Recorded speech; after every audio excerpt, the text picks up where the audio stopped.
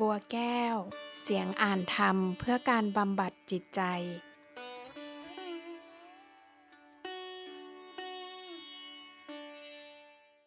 พระติสสะพระติสสะเกี่ยวข้องเป็นพระญาติของพระพุทธเจ้าคือเป็นพระโอรสแห่งพระปิตุฉาของพระศาสดาจึงนับเนื่องเป็นเจ้าชายพระองค์หนึ่งแห่งสากยวงศ์พระติสสะบวชเมื่อแก่แล้วปรากฏว่าเป็นคนที่มีลาภสักการะมากผู้หนึ่งชอบห่มจีวรสีสวยรีดเรียบและนั่งวางภูมิอยู่ที่โรงฉันซึ่งมีเสนาสนะสงฆ์ล้อมรอบวันหนึ่งภิกษุอาคันตุกะทั้งหลายมาเข้าเฝ้าพระศาสดาผ่านมาเห็นพระติสสะนั่งภูมิฐานอยู่เข้าใจว่าเป็นพระเถระจึงเข้าไปทำความเคารพถามโดยเอื้อเฟื้อในการปรนนิบัติเช่นท่านจะให้นวดมือนวดเท้าหรือไม่พระติสสะนั่งเฉยพระอาคันตุกะรูปหนึ่งในจำนวนนั้นถามขึ้นว่าท่านบวชได้กี่พรรษาแล้วพระติสสะตอบว่ายังไม่ได้พรรษาเลยท่านข้าพเจ้าบวชเมื่อแก่แล้วพระรูปนั้นกล่าวว่าครัวตานี่ฝึกได้ยากไม่รู้จักประมาณตนเห็นพระเถระผู้ใหญ่มาทำนั่งเฉยเป็นผู้ไม่มีความละอายเลย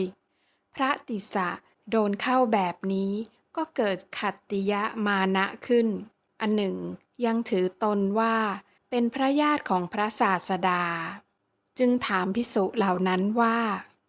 ท่านทั้งหลายมาหาใครพระทั้งหลายจึงตอบว่าพวกข้าพเจ้ามาเข้าเฝ้าพระศาสดาท่านรู้หรือไม่ว่าข้าพเจ้าคือใคร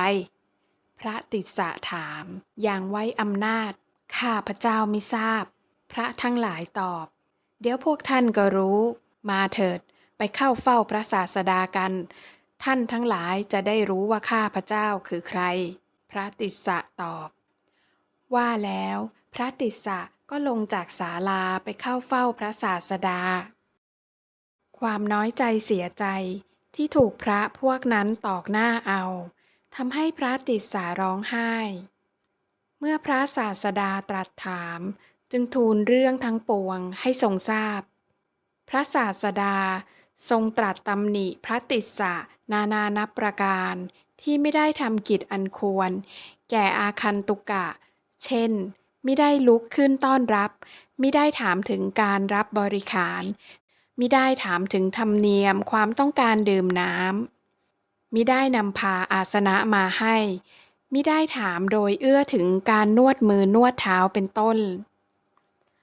แล้วพระพุทธองค์รับสั่งให้พระติสสะขอโทษพระอาคันตุกะเหล่านั้นเสียแต่พระติสสะไม่ยอมทำอ้างว่าพระเหล่านั้นด่าท่านก่อนพระพุทธองค์ทรงตรัสว่าติสสะโทษของเธอมีอยู่จงขอโทษพระเหล่านั้นเสียเถิดถึงกระนั้นพระติสสะก็หายอมไม่พระทั้งหลายจึงทูลว่าพระติสสะหัวดื้อว่ายากสอนยากพระพุทธเจ้าทรงตรัสว่า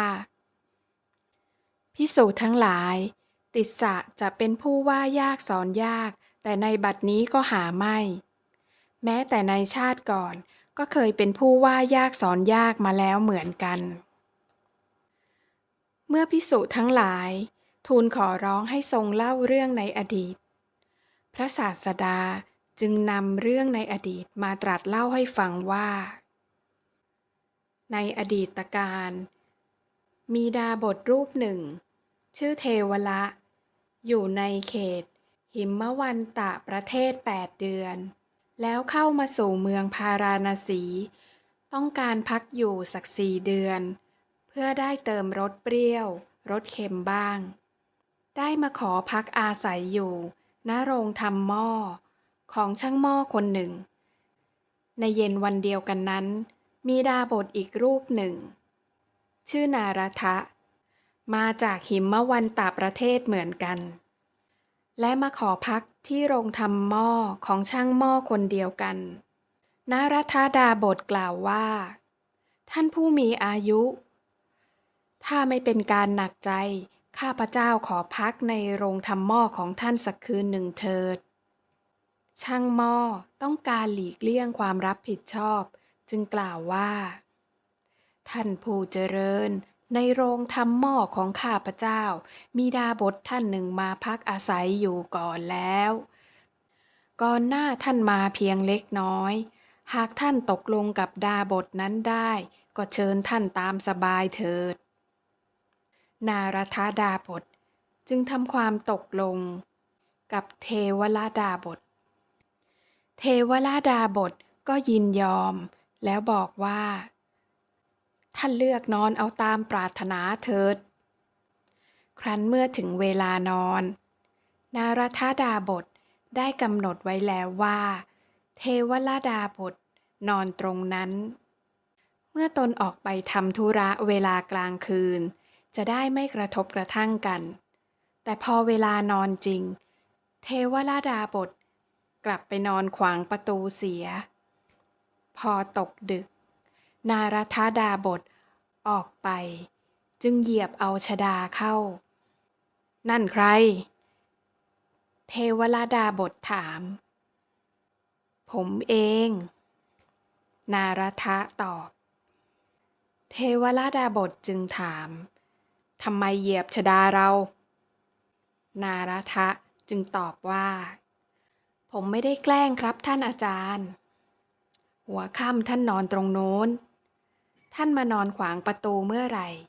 ผมไม่เห็นผมขอโทษด้วยครับ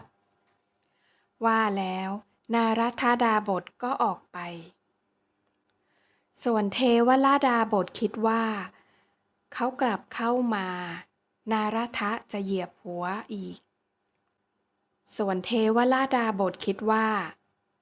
ขากลับเข้ามานารทะจะเหยียบหัวอีกจึงนอนกลับศีรษะไปอีกทางหนึ่งพอนารทดาบสกลับเข้ามาคราวนี้ก็เหยียบเข้าก้านคอของเทวดาบสเทวดาบสจึงโกรธมากแม้นารทดาบสจะพยายามขอโทษอย่างไรก็ไม่ยอมเทวดาบสกล่าวคำสาปมาว่าเมื่อพระอาทิตย์ขึ้นมาให้ศีรษะของนารทะแตกออกเป็น7เสียงส่วนฝ่ายนารทดาบสก็กล่าวบ้างว่าใครมีความผิดขอให้ศีรษะของผู้นั้นแตกเป็น7เสียงเช่นกันนารทะนั้นเป็นผู้มีฤทธิ์มากมีอานุภาพมากระลึกชาติและเหตุการณ์ได้ถึง80กัปคือในอดีต40กัปในอนาคต40กัปจึงลองคิดใคร่ครวญดูว่าเมื่อพระอาทิตย์ขึ้นมาศีรษะของใครจะแตกก่อนกันพอได้รู้ว่าศีรษะของเทวดาบสจะแตกก่อนนารทดาบสจึงเกิดจิตเมตตาใช้อานุภาพของตนห้ามพระอาทิตย์ไม่ให้ขึ้นพระอาทิตย์จึงไม่ขึ้นจึงมีกลางคืนนานเกินไปประชาชนก็เดือดร้อนจึงพากันไปเข้าเฝ้าพระราชาขอให้ทรงทำพระอาทิตย์ให้ขึ้นเหมือนเดิมพระราชาทรงสำรวจพระจริยานุวัตรทั้งปวงของพระองค์ก็ไม่ทรงเห็นข้อบกพร่องอันใดทรงเฉลียวพระทัยว่าในพระนครนี้อาจมีการวิวาทของพวกนักพรตพระองค์จึงตรัสถามประชาชนทรงทราบว่าเมื่อวานนี้มีนักพรตดาบส2ท่านมาพักที่บ้านช่างหม้อใกล้เมืองพระราชาทรงแน่พระทัยว่าการที่พระอาทิตย์ไม่ขึ้นครั้งนี้คงเนื่องมาจากการทะเลาะวิวาทของพระดาบสทั้งสองเป็นแน่แท้จึงเสด็จไปพร้อมด้วยข้าราชบริพารและประชาชนเป็นอันมากเมื่อทรงได้ทราบเรื่องทั้งปวงจากเทวดาบสทรงตรัสถามว่าทำอย่างไรเทวดาบสจึงจะพ้นอันตรายนารทดาบสจึงถวายพระพรว่าต้องให้เทวดาบสขอโทษท่าน เมื่อท่านคลายฤทธิ์พระอาทิตย์ก็จะขึ้นมาดังเดิมเทวลดาบทก็จะปลอดภัยพระราชาจึงขอร้องให้เทวลดาบทขอโทษแต่เทวลดาบทไม่ยอมพระราชาจึงมีรับสั่งให้จับเทวลดาบทแล้วให้หมอบลงแทบเท้าของนารทดาบทนารทดาบทกล่าวว่าการขอโทษดังนี้เทวลดาบทไม่ได้ทำด้วยความเต็มใจหาพ้นโทษได้ไหมเมื่อพระอาทิตย์ขึ้นมาศีรษะจะต้องแตกเป็น7 เสียงนารทดาบทจึงออกอุบายให้นำเทวดาบทลงไปแช่น้ำให้เอาดินเหนียวพอกศีรษะไว้พอท่านคลายฤทธิ์ให้เทวดาบทดำไปผุดที่อื่นเสียเทวดาบทได้ทำตามดังนั้นนารทดาบทก็คลายฤทธิ์พระอาทิตย์ก็ขึ้นมาดังเดิมเทวดาบทดำน้ำลงไปผุดในอีกแห่งหนึ่งส่วนดินเหนียวก็ได้แตกออกเป็น7 เสียงแทนพระศาสดาทรงตรัสประชุมชาดกว่า